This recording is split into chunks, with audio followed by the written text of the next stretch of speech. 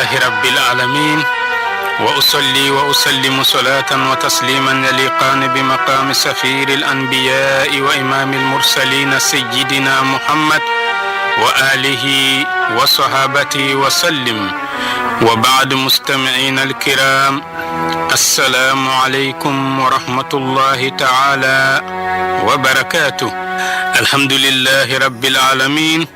أمي الله تعالى تندو كبركة كولي نماندو أنسكو دمجرلا وكفي أنبان كالفا ومسابين سبولا أتكالفتين وكفي أمي سولي كتدي ونفس منتكا نوي محمد صلوات ربي وسلامه عليه. أمي الله تعالى دلي ألك أن نفنا هرمي جين أن اللاهرة. أمي الله تعالى دلي لمن أن السطران غرجغ نيوما ألك دي أنا بدين سلامة وبلا جليما. أمي الله تعالى دلي أن حمينا كدقولي أنا بغني ألك سبب نيومان دي أمولا. أمي الله تعالى دلي جماني ألك فتنة دوغا هيرلا ألك أن يرنو فتنة دوغا هيرلا. الله كان شتو جانفلا ألك كان شتو نمرلا ألك كان ملو جينا ألك كان ملو لاهرا ألك كان ملو بغبلانا. الله كان كنوتو نيغونا ألك كان فنو فنيغونكو ألك كان كفو لبا أرجنا كنو ألك كان ألك رحرم كما صلاة بركة كما صلي على محمد. الحمد لله رب العالمين. أنا ولنت مني أنا يرا كفو قريشو نوي مغان كافرو وي فرسكو بك ألكرلا فرنونو ومسكن نفنيا وكما او فرنونو كونونانا وديوكو ألكرا فتوي دوكو كلوني فيلادو دوكو دونغلي دالادو ikado ni fɛn fɛn kɛra ni ma se ka nafanya. O kuma sisan u nana lajɛ, an k'a lajɛ ka ɲɔgɔn ye kura dɔ sigi sen kan min bɛ se k'a to an bɛ dankari Alakira ka weleli na silamɛya diinɛ kana taa ɲɛfɛ cogo si, k'a lili bɔgɔti kabini a fitini. Sabula jirisun fitini ni bɔgɔti ka di nga n'a kɔrɔbayara a tɛ sɔn bɔgɔti ma. O kuma Alakira ka weleli bɛ yɔrɔ min na sisan a b'a daminɛ na a bɔgɔti ka di an fɛ. O kuma an y'a yira k'a fɔ u bɛnna koɲɛ saba de kan. O kuma nin koɲɛ saba in n'an y'an sindi nin kan, an bɛ se ka Alakira ka weleli kan tiɲɛ. O kuma o koɲɛ fɔlɔ an y'an da don o la, nka yanni walan ka ban i k'a dɔn waati sera. Koɲɛ fɔlɔ o de ye ka Alakira kɛ i komi kɔrɔduga. O kɔfɛ ka Alakira kɛ maanin ye maaw ɲɛkɔrɔ. O kɔfɛ ka to k'u parabɔ Alakira la ni k'a kɛ kalontigɛla ye. O kɔfɛ k'a kɛ yɛlɛkomɔgɔ ye i komi catiribɔla. O kuma o ye ko n'an ye ninnu kɛ, o la maa ɲɛnɛmaw tɛ sɔn ka tugu a kɔ tugun. Kuma min na n'u ye nin kɛrɛnkɛrɛn walisa u ka se ka sahabaw ani silamɛw yɛrɛ k'olu majigin ni nin waleya ye minnu bɛ ka kɛ Alakira la, ani limaniya min bɛ u la ka se k'o limaniya jɔsen in fɛgɛnya fɔ k'a kari. Sabula n'a fɔra e bɛ maa min nɔfɛ o kɔrɔdugalama don walima o maanilama don walima parabɔ bɛ ka kɛ o la waati bɛɛ, walima o bɛ ka kalon tigɛ, walima o yɛlɛkolonmɔgɔlama don maaw ni ɲɔgɔn cɛ i komi catiribɔla, i komi yogoro. O kuma n'o kɛra limaniya min bɛ sahabaw ni Alakira nɔfɛmɔgɔw la, limaniya in fanga bɛ dɔgɔya fɔ k'a kari. Ni dun ma mɔgɔ sɔrɔ i nɔfɛ, o kɔrɔ ye ko baara tiɲɛna i bolo. O kuma u nana Alakira kɛrun ni nin tohoma nunu ye tohoma minnu ni jigitigɛ tohomali don, ani nɛn ni cɛjugu minnu ye kodɔnbaliya nɛnniw ye. O kuma u kun tora u bɛ Alakira wele k'a fɔ ko fatɔkɛ. N'u y'a ye dɔrɔn u b'a fɔ fatɔkɛ filɛ, fatɔkɛ tɛmɛtɔ filɛ. Allahu taala ko Qur'an kɔnɔ min b'o kuma tiɲɛtigiya suratul hijri kɔnɔna na aya 6. Allahu taala ko وقالوا يا أيها الذي نزل عليه الذكر إنك لمجنون. أكو كافر نونكو aya echemin fleni ni kusma kan jiginen do ikani be ka weleli ke ni oye ka foko Qur'an be ka jigi e ka wahyu be ka jigi e ka a ikado e fato yere de koy u ye nin fɔ alakira ma i komi kuranɛ b'o sɛmɛntiya cogo min. O kuma u tilara ka sindi tugun u bɛ to k'a fɔ alakira ma ko alakira ye kɔrɔtɛtigi de ye ko kalontigɛla de don. kuranɛ tilara ka o kumakan in fɛnɛ sindi ni k'o sabati k'a fɔ ko tiɲɛ na kafiriw y'o fɔ alakira ma suratu sɔd ale aya 4 na. Allahu taala ko وعجبوا أن جاءهم منذر منهم وقال الكافرون هذا ساحر كذاب.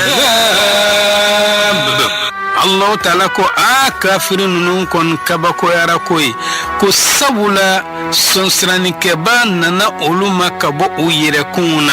O kuma kafirin nun ko i k'a dɔn nin cɛ in kɔni ma kɛ dɔwɛrɛ ye fo n'a kɛra kɔrɔtɛtigi ye min ye kalontigɛla ye. o ye alakira kɛ kɔrɔtɛtigi ye ni k'a kɛ kalontigɛla ye.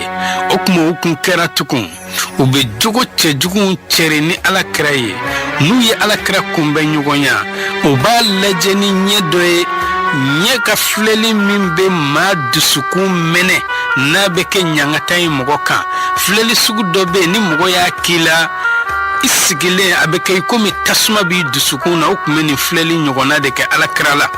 o kuma Allahu taala ko kuranɛ kɔnɔ ni nka u ka o jogojugu in tiɲɛtigiya k'u kun b'a kɛ alakira la suratul qalam na aya 51. Allahu taala ko وإن يكاد الذين كفروا ليزلقونك بأبصارهم لما سمعوا الذكر ويقولون إنه لمجنون. أكو محمد مبصر يا مامون كافر رائبا فكوك محمد لا تشينه نو ينفللويه kuma mina n'u ye kuranɛ kumakan mɛn o tulo la u bɛ sɔrɔ k'a fɔ k'i k'a dɔn ko nin cɛ in ye fatɔ de ye wa i k'a dɔn maa jugujugu don. u kun kɛra u bɛ nin fɛnɛ waleya in ta ka alakira sɛgɛrɛ. o kuma alakira kun kɛra sallallahu alayhi wa sallam n'a y'a sigi a ka sahabaw b'a kɛrɛfɛ minnu ye maa lafolenw ye sabula se t'u ye dabali t'u ye jigiya t'u la ni Allahu taala n'a ka kira tɛ. o kuma ni sahaba fantan nunun kun bɛ alakira kɛrɛfɛ i k'a dɔn kafiri nunun kun bɛ parabɔli de kɛ u la ni k'u ɲangaro kɔrɔbɔ u la. u b'a fɔ o kuma nunun de ye alakira sigiɲɔgɔnw ye nunun de ye alakira baarakɛɲɔgɔnw ye nunun de ye alakira jɛɲɔgɔnw ye. o kuma u b'a fɔ o la manallahu alayhim min baynina. Allahu taala bɛ se ka funiseriya ni hɛrɛ kɛ nunun ye anw cɛla wa? nunun maa lafolenw maaniw ala bɛ se ka nɛɛma di nunun ma ka anw to yen wa? Allahu taala y'u jaabi Qur'an kɔnɔ alaysa Allahu bi'alama bishakirin. a ko yala Allahu taala de dɔn tɛmɛnen tɛ maa la maa min b'ale barikada wa? maa minnu b'ale Allahu taala barikada i k'a dɔn Allahu taala a b'o tigilamaw dɔn kosɛbɛ. an ka walan tɛmɛnen an jɔra nin yɔrɔ in na alakira sallallahu alayhi wa sallam Allahu taala ko a ma kuranɛ ba in kɔnɔ suratul an'am na aya 29 ka taa bila aya 37. إن الذين أجرموا كانوا من الذين آمنوا يضحكون وإذا مروا بهم يتغامزون وإذا انقلبوا إلى أهلهم انقلبوا فكهين وإذا رأوهم قالوا إن هؤلاء لضالون وما أرسلوا عليهم حافظين. صدق الله. الله تعالى كو إكادو مامون أولي جنوبوك كانوا من الذين آمنوا يضحكون ولكم بيجل لمن يجون جين كنويا نوت من أولا ika do bin parabok makan kawla ninga fleli chejugu kula ningu ke yukuru inalomoye akunu tara ukaso ubeta ukakolawla obasru kabakuyalendo limanya jonna minumbe alakran nofe nuye limanya jonnu nuye okuma obafo ika do nunu konye mafililunye Allah ta'ala ko wama ursilu alaihim hafizin en Allah ta'ala ma auti kafoko auka alakra ka sahaba nun tangani nguka wale o koloshikoyi ikado au yere de bekaninke au yere hasidiya ani juguya blen kama okuma kafiru weni sira folo deta mimi seka ke sababu ye ka alakra ka koke kuninye maubolo node ka alakra ka ikomi korodukwa ka ke maninye uchela ka ke maye mami ni oye kalontigalay ubetu kum parabwala yeni sira folo indeta sira fulana unana munke okmo yaye kafo ala kraka doni anga nyami ninga klaka sika do mugo dusukuna walisa ukana seka weleli kaimena ninga klaka weleli kaun cheri minu kalon weleli kaun ye ninga klaka anga leinu yereke makan fantan flafe min beseka ala kraka weleli kan fiya fokata alili kari uyeni beke munkama doni mi ni ala krabe ko di mugo ma noy wahyu membe ka jigi ala kraka ka siga do maud sukuna ni o wahyu nye ka klaka kalon kuma ucheri ka fokoni wahyu ika do ala kraire de ka kuma do abeta anika ala kraire jati ko ke manini malangulo mugo bolo ko uyeni chaya tukuyala mafoi mato makan dugu makolo koka faka suro uyeni wale info oye walsa otigila makana seka tashi tugu alakra ka kuma kauna sabula na sabatira ka fo alakra ire de bekani kuma kanu nun labe ayire sika bena udusuguna wa utitashi uyo fere nunun kene muye upumeto ka folika kuraneka ikomi Allah ta'ala ba fa anyana tugomi ka fo alakra ire de ka kuma kan kuranenye okuma no kera mauba ye ka fo nin chere de be kuna kuma fo amese ka tugo ale ko tugo de okuma Allah ta'ala ko kurane kono kafiru be ko waliya minke suratul furqan aya duru ko kafirin nun ko asatirul awwalina tatabaha فهي تملى عليه بكرة وأصيلا كافر نوك متوكا فو قرآن دما كون قرآن من فليكا دو فلما كان تلون دو محمد يرد يا سبنا يري ako wati be akuna kalambe ke Muhammadu ka sokoma daw ani wula daw fe okuma yere debe Qur'anin sebena yere ye nu yenu fo ikado mamuni ma haklimo yo baye jaga chen yere de ka kuma do amanga angan tashini na tugun Allah ta'ala ko Qur'an kono tugun ko kafuru ye kuma kan woro fo alakrama ni kuma kaina suratul furqan kon halisa ayanani وقال الذين كفروا إن هذا إلا إفك افتراه وأعانه عليه قوم آخرون أكيكادو كفروا على كرما ikado Qur'anin kon make dore funa kar ala kraire de kakkalon kuma wiye wa ikado maworo de ala kra de me walsa kanin kalon kuma nunu ka sindi ka seben ka chaya ka di ala krama Allah ta'ala ba fa Qur'an kono tugu suratun nahl kono aya keme an aya saba kafuru kumbeto ka fo kum mamin be ka ala kra ladonye nin Qur'anina de kika do ko farkulo mafentigi de do adama dende do ba foli minke ka fo meleke do walma alaka wahyu do ko kuma shitici o kuma Allah ta'ala ko kuma kan sindi ka fo kafuru yo fo alakrama wakalon fena do Allah ta'ala ko wala qad na'lamu annahum yaquluna innama yu'allimuhu bashar لسان الذي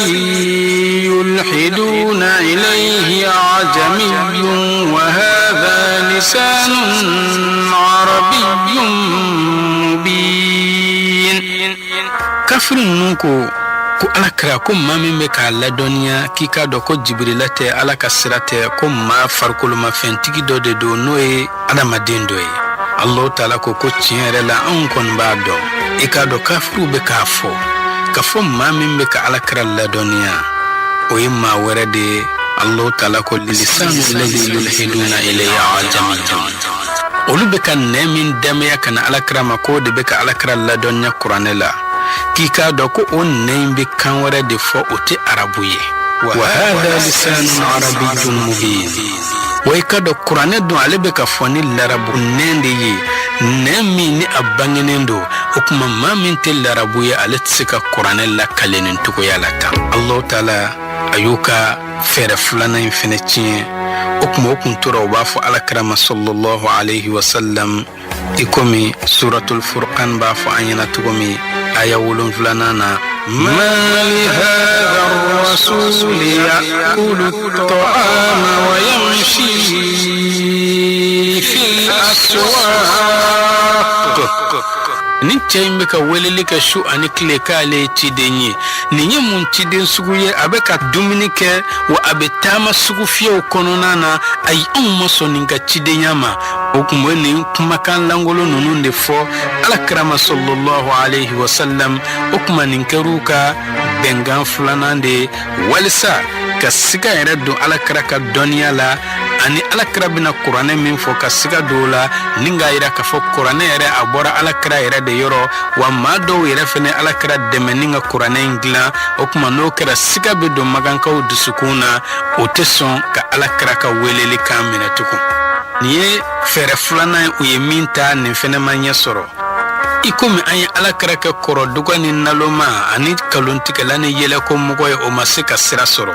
okuma anya essay ka sika aka doni nyami ni sika ani kalon kuma wiye o fene masika sira soro okuma sabana odi anga fere ka sisa ani alakra ere ka sani fere ke no de ye Slamaya alakra beka weleli kani minye ani be sira min ka no e jahiliya sira ye o flaka nyogon kumbe sira kelenka o ka se ka ta nyogon fe kafiru olukuka bolison lada do tui alakra ere fena ka alabato sharia do tui no kera o ka dina flain fara nyogon ka o ka ta otukola Allah taala ko ola Qur'an kono suratul qalam na aya konontonana waddu law tudhinu fayudhinun akoika don kafru konya nataninga kanu na ya soro Muhammadu besonga noko ya uye kika dine fando bla fayudhinuna olu refene bin noko ya Muhammadu e kuka dine fando bla Jarir ibn al-Jarir ani Tabrani olu ba lakale kafoika do flankafo no e makan kafiru ye unna jiralike ala krala sallallahu alayhi wa sallam kafo ukajje ka ala kraka ala bato sankele o kofe ukajje ko luka bolu fena bato sankele anana lakale le warala ko kafiru nunun ko Muhammad ni sona ka aunga ala nunu meneningu rekoni wa aun yere fena bi ka ala bato Ibn Ishaq ale ba lakale anye ko kafiri nunu ku nana Muhammad ma uko ya ala kachiba Muhammad itelia ikana fem bato on be ka min bato no kera on yere fena be fem bato ibe ka min bato an flaka je ka dine in bara nyogon fe an bele jelen ka ke kelenye islamia dine ani onga dine aka fara nyogon ka ke dine bakelenye on na ya soro on be dine min kan no e bolison dine ni o de here ka bon Allah harado on be anyi nyoro soro e bi nyoro soro sabula yi onga ala bato on na ya soro e refine takunye tinyeye la harado on yere fine ba nyoro soro sabula on ye ka ala bato kafiruna nini fere inde ye nimba yira ka fɔ silamɛya ani diinɛ foyi tɛ se ka fara ɲɔgɔn kan. O de la n'an y'an ka jamana in lajɛ i b'a sɔrɔ anw kɛlen don ka jɛkulu yɛrɛ sigi, jɛkulu minnu n'o bɛ diinɛ fila fara ɲɔgɔn kan i komi groupe islamo-chrétien. O kuma a bɛ bɛn silamɛ ni diinɛ mɔgɔ bɛɛ bɛ baara kɛ ɲɔgɔn fɛ, nka diinɛ fila de tɛ se ka fara ɲɔgɔn kan ka kɛ diinɛ kelen ye. Wa maa kelen tɛ se ka diinɛ fila baara fɛnɛ.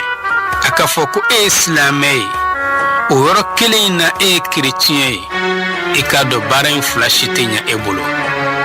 A ka fɔ ko e ye silamɛ ye, o yɔrɔ kelen na e ye yahudiya ye, baara in fila si tɛ ɲɛ e bolo. A ka fɔ ko e ye silamɛ ye, o yɔrɔ kelen in na e ye josɔnna ye, baara fila in si tɛ ɲɛ e bolo. Sabula ni diinɛw tun bɛ se ka fara ɲɔgɔn kan, maa si tɛ ko bɛ adamadenw ka bɛn fɛ ka tɛmɛ alakira kan, o kuma kafiru kun ye nin min ɲini alakira fɛ, alakira kun bɛ sɔn. Nka kuma min u ye nin ɲini alakira fɛ, Allahu Ta'ala ye aya jigin n'o ye suratul kafiruna ye. Qul ya ayyuhal kafirun.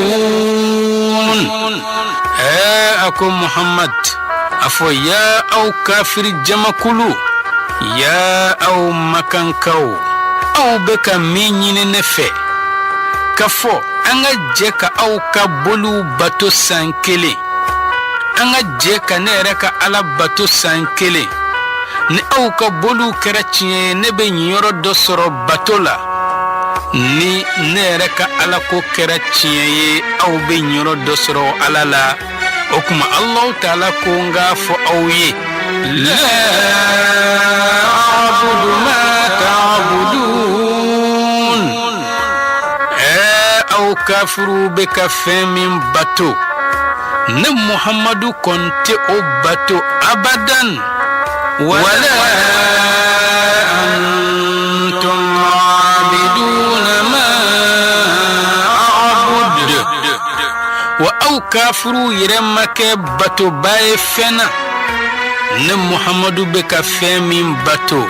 Wala ana abidun ma abattum.